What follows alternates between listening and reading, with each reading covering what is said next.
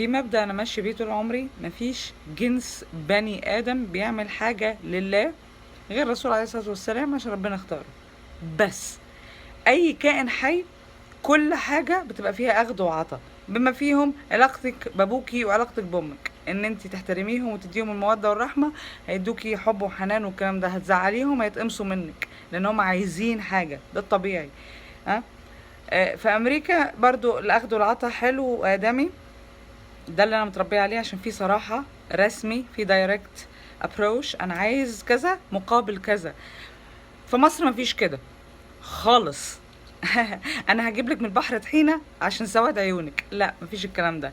فيا ريت يعني البنات الحلوه البريئه برضو تكون فاهمه الكلام ده، عشان يمكن حد مش فاهم ان انا فاهمه، بس انا فاهمه ان مفيش حاجه بتتعمل لله.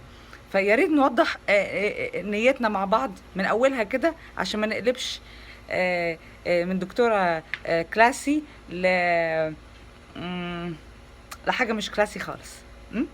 سلام.